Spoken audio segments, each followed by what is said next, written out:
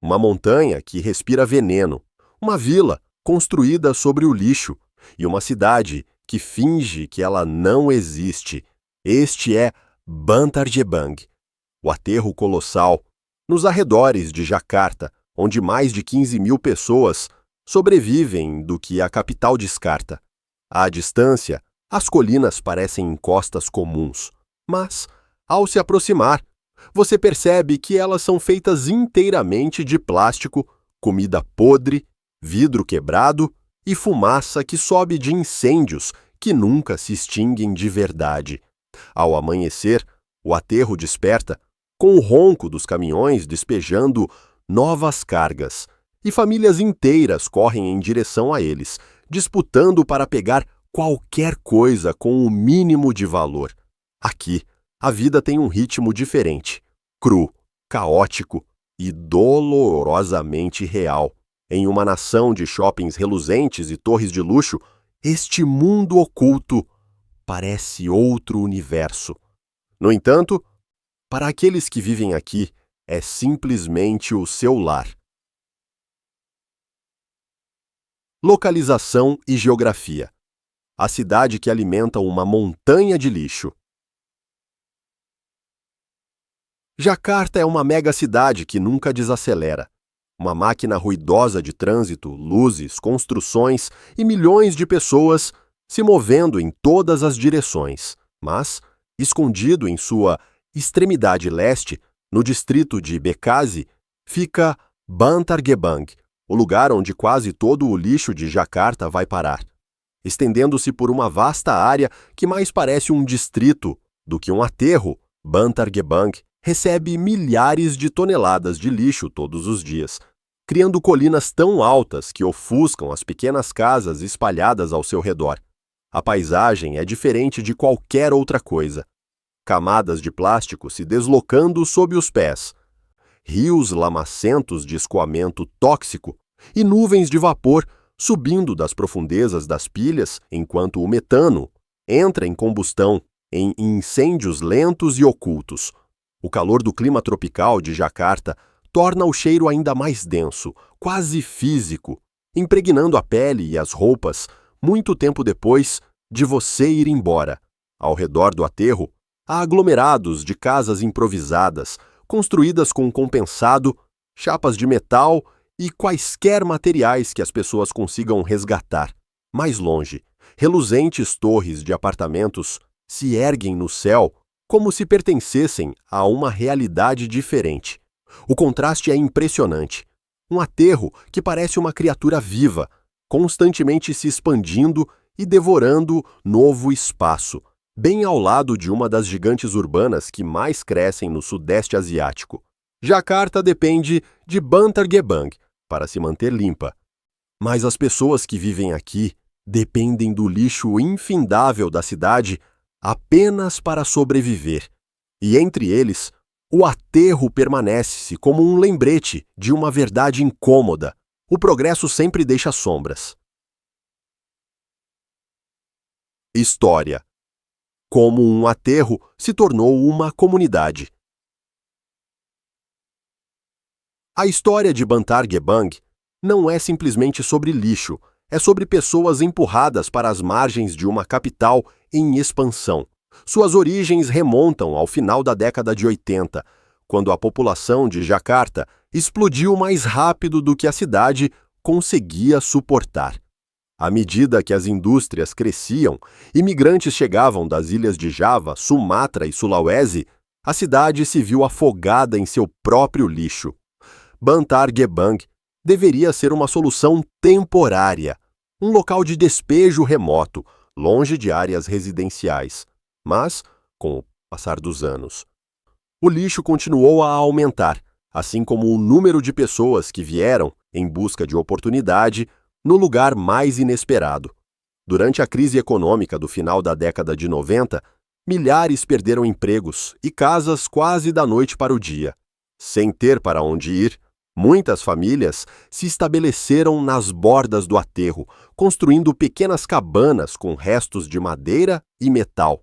O que começou como alguns abrigos improvisados, lentamente se transformou em um assentamento com vielas, cozinhas comunitárias e pequenos quiosques que vendiam macarrão e chá. Crianças nasceram lá e não conheceram outro mundo. O aterro se tornou seu parquinho e sua sala de estar. Com o tempo, Bantar Gebang desenvolveu sua própria identidade. Não um acampamento temporário, mas uma comunidade permanente moldada pela necessidade. Apesar das tentativas do governo de realocar os moradores, a comunidade permaneceu. O aterro havia se tornado mais do que um local de despejo, era um ecossistema frágil, onde sobrevivência, rotina e esperança se entrelaçavam em meio às colinas de lixo. E como muitos lugares nascidos da dificuldade, prosperou de maneiras que ninguém esperava. Vida diária. A corrida contra os caminhões. Toda manhã, em Bantar Gebang, começa muito antes de o sol nascer. Na luz cinza-azulada do amanhecer, silhuetas se movem silenciosamente entre as pilhas, esperando os primeiros caminhões chegarem de Jakarta. Esses caminhões não são apenas veículos, são linhas vitais. Assim que um deles encosta, com os motores roncando como um trovão distante, dezenas de homens, mulheres e até crianças correm com longos ganchos, sacos e cestos. O motivo da corrida é simples: qualquer coisa que possa ser vendida, comida ou reutilizada. Garrafas plásticas, latas de alumínio, fiação quebrada, sobras de comida de hotéis, cada item é um pequeno fragmento de esperança. A cena é caótica, mas estranhamente coordenada. Os catadores sabem exatamente o que procurar e como se mover rapidamente sem serem soterrados pelo lixo que se desloca ou atropelados pelas rodas do maquinário pesado. Incêndios ardem sob a superfície, aquecendo o solo e liberando uma fumaça que embaça a paisagem como uma névoa permanente. O cheiro, uma mistura de podridão, produtos químicos e queimado, paira denso no ar, mas aqueles que vivem aqui mal reagem a ele. As refeições costumam ser simples: arroz, macarrão ou, às vezes, comida encontrada no lixo, cuidadosamente limpa e cozida. As crianças ajudam seus pais a separar materiais ou vagam pelo aterro em busca de brinquedos feitos com restos descartados. A vida aqui é exaustiva, imprevisível e perigosa, mas tem seu próprio ritmo. As pessoas trabalham, riem, discutem, descansam e seguem em frente, porque parar significa desistir. E em Bantar Gebang, desistir não é uma opção. As pessoas. Vidas construídas sobre solo frágil. Por trás de cada pilha de lixo em Bantar Gebang há uma história, uma família, uma jornada, uma luta que levou alguém a este lugar onde as sobras do mundo se tornam a base da sobrevivência. As pessoas que vivem aqui não são andarilhos ou excluídos por escolha. A maioria são migrantes da zona rural de Java, onde as terras agrícolas estão diminuindo e os empregos são escassos. Outros vêm de ilhas distantes, atraídos para Jakarta com sonhos de trabalhar na construção civil ou em fábricas, apenas para descobrir que a cidade não tem espaço para eles. No aterro, pelo menos, sempre há algo para coletar, algo para vender, algo para mantê-los vivos por mais um dia. As comunidades aqui são unidas, ligadas pela dificuldade compartilhada. Vizinhos cuidam dos filhos uns dos outros e famílias se reúnem em pequenas barracas construídas com madeira reciclada para tomar chá doce após um longo dia de separação de lixo. Muitas casas são remendadas com telhados de zinco, lonas plásticas e compensados retirados diretamente do aterro.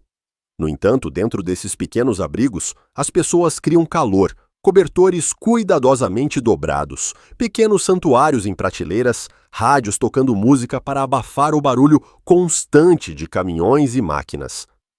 Alguns moradores vivem em Bantar Gebang há décadas, tempo suficiente para ver os filhos se tornarem adultos que agora criam suas próprias famílias no mesmo solo. Outros são recém-chegados, ainda aprendendo a sobreviver em um ambiente onde o perigo se esconde a cada passo. Mas, sejam antigos ou novos, cada pessoa carrega a mesma resiliência. Eles foram ignorados pela cidade, esquecidos pelo sistema, mas continuam a resistir.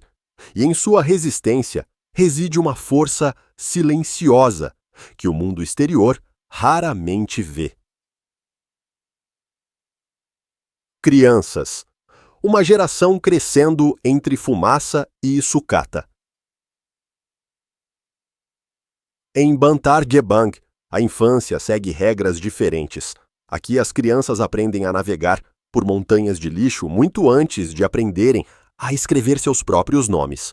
Elas correm descalças sobre camadas movediças de sacolas plásticas, desviam de caminhões com uma habilidade que só a necessidade ensina, e reconhecem as sutis diferenças entre sucata valiosa e detritos perigosos. Seus parquinhos são chapas de metal enferrujadas, brinquedos quebrados retirados do lixo de hotéis e campos abertos, onde a fumaça de incêndios subterrâneos flutua como véus cinzentos pelo céu. A maioria das crianças acorda antes do nascer do sol, ajudando os pais a separar plástico ou recolhendo recicláveis em sacos quase tão grandes quanto seus corpos. A escola existe, mas muitos não conseguem frequentá-la regularmente. As taxas, a distância ou a necessidade de ganhar dinheiro os mantêm afastados. Aqueles que conseguem estudar muitas vezes o fazem em salas de aula improvisadas, abertas por voluntários, onde as lições ecoam contra paredes feitas de lona e bambu. Mesmo assim, o cheiro do aterro impregna tudo: livros, uniformes, pele. Problemas de saúde assombram essas jovens vidas. Muitos sofrem de tosse crônica, causada pela fumaça, infecções por cortes e desnutrição, devido a dietas carentes de nutrientes essenciais. Alguns desenvolvem doenças ligadas à exposição prolongada a produtos químicos, embora os diagnósticos sejam raros, pois o atendimento médico é caro e distante. No entanto, em meio a tudo isso, as crianças ainda riem, alto, brilhante, sem filtros. Elas inventam jogos, chutam bolas de futebol feitas de plástico amarrado e correm umas atrás das outras por caminhos estreitos entre as cabanas. Sua alegria é ao mesmo tempo comovente e inspiradora. Um lembrete de que, mesmo nos lugares mais hostis, a infância se recusa a desaparecer completamente. A economia do aterro. Um sistema oculto que nunca dorme. Bantar Gebang é frequentemente descrito como um caos, mas sob a superfície existe uma economia surpreendentemente organizada, um sistema informal construído com base em velocidade, instinto e sobrevivência. Cada garrafa, cada fio, cada pedaço de papelão tem um preço, e as pessoas que vivem aqui conhecem o valor de cada item com a precisão de especialistas. No topo estão os intermediários, compradores, que montam pequenas estações ao redor do aterro. Eles compram materiais separados por peso: plástico transparente, plástico colorido, latas de alumínio, fiação de cobre, papel e até mesmo peças de eletrônicos quebrados. Para muitas famílias, esses compradores são o mais próximo que têm de empregadores. Um dia típico de trabalho pode envolver horas cavando, separando e carregando cargas pesadas sob um sol implacável. Por tudo isso, os ganhos permanecem dolorosamente pequenos. Muitas vezes, apenas o suficiente para algumas refeições de arroz e vegetais. Como o trabalho é imprevisível, as famílias não conseguem economizar dinheiro ou planejar a longo prazo. Isso cria um ciclo que aprisiona gerações. As crianças ajudam a se aumentar a renda diária da família, o que significa que faltam à escola, o que significa que crescem com oportunidades limitadas, o que as leva de volta ao aterro. No entanto, o sistema continua funcionando, porque o lixo de Jacarta nunca para. Restaurantes, escritórios, shoppings e fábricas alimentam Bantar Gebang com um fluxo constante de materiais descartados. O aterro é como um pulmão gigante, inalando o excesso da cidade a cada dia. E aqueles que vivem nele aprendem a respirar no ritmo de seu fluxo constante. Não é uma economia justa, nem sustentável, mas é a única disponível para milhares que não têm para onde ir. Contrastes inesperados. Pequenas alegrias em um mundo hostil. A vida em Bantar Gebang é brutal, mas não é vazia. Escondidos entre montanhas de lixo, há momentos que desafiam a lógica, vislumbres de calor e humanidade que se recusam a ser esmagados pelo ambiente.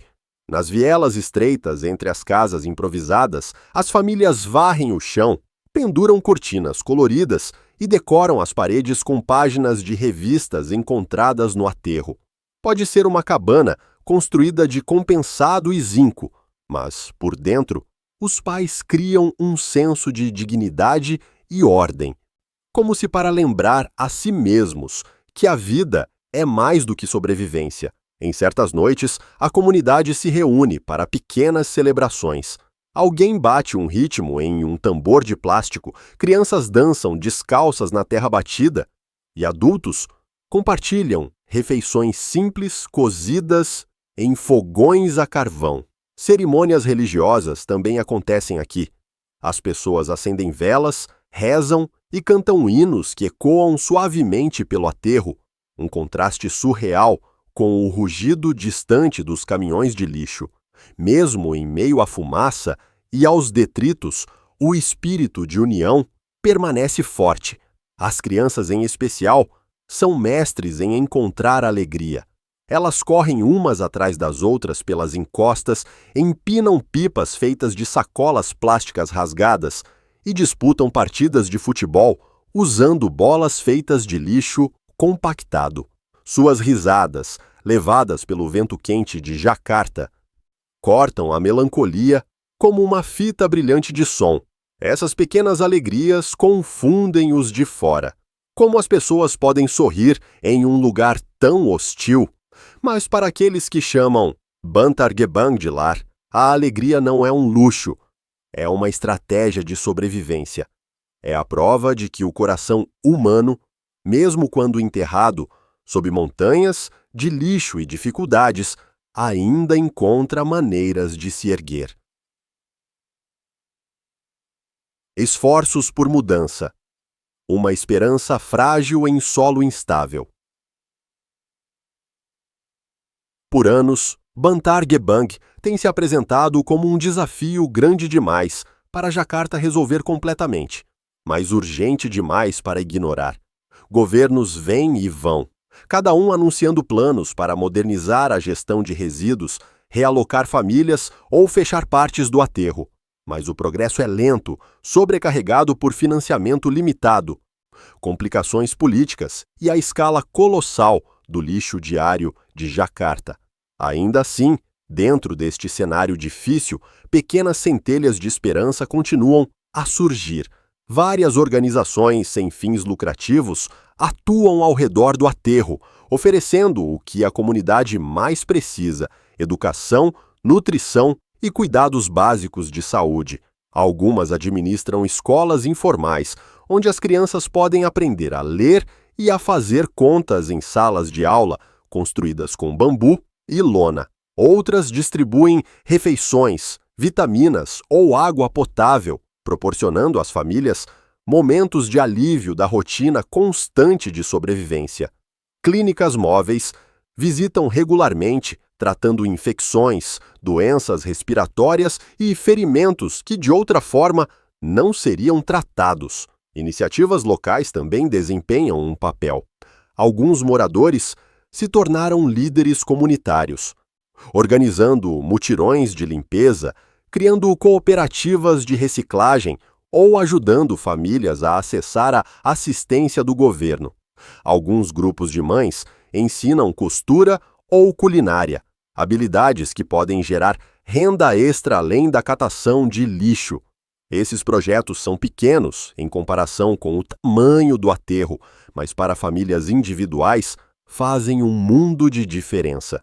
No entanto, os desafios permanecem esmagadores. Muitos que foram realocados para moradias do governo retornam ao aterro porque não há empregos em outros lugares. Os programas de educação lutam contra a frequência irregular. E todos os dias, mais caminhões trazem novas montanhas de lixo, soterrando o progresso sob novas camadas. Mesmo assim, a esperança sobrevive aqui, frágil, vacilante, mas inegavelmente viva. Ela é carregada nas mãos daqueles que continuam tentando e nos olhos das crianças que ainda sonham para além das fronteiras do aterro. À medida que o dia termina, em Bantar Gebang, o aterro se transforma mais uma vez. O brilho intenso do sol suaviza-se em um tom laranja profundo, e as montanhas de lixo projetam longas sombras pelo chão. Por um momento, a fumaça que sobe dos incêndios subterrâneos parece quase bonita, tornando-se dourada ao se elevar na luz que se apaga. Silhuetas de catadores movem-se lentamente ao longo dos cumes. Pais carregando sacos cheios após horas de busca, crianças seguindo atrás com passos cansados, vizinhos chamando uns aos outros enquanto voltam para casa. O barulho dos caminhões se acalma, substituído pelo zumbido abafado de grilos e motocicletas distantes. É uma cena que parece estranhamente pacífica, mas essa paz repousa sobre uma realidade construída a partir da dificuldade. Nesta hora, Bantar Gebang revela sua verdade mais poderosa. Não é apenas um aterro, mas um mundo moldado pela resiliência de pessoas que se recusam a desaparecer. Suas vidas são esculpidas a partir das sobras de uma cidade que raramente as reconhece, mas elas resistem com uma força que poucos de fora poderiam entender. Uma vez que você testemunha este lugar, a fumaça, as luzes, as risadas, a luta, ele permanece com você. E agora a pergunta é sua. O que você pensa sobre um mundo onde milhares de pessoas precisam chamar um aterro de lar? Se você gostou desta jornada, clique no botão de curtir, inscreva-se, ative o sininho e compartilhe este vídeo com alguém que ama história e lugares curiosos.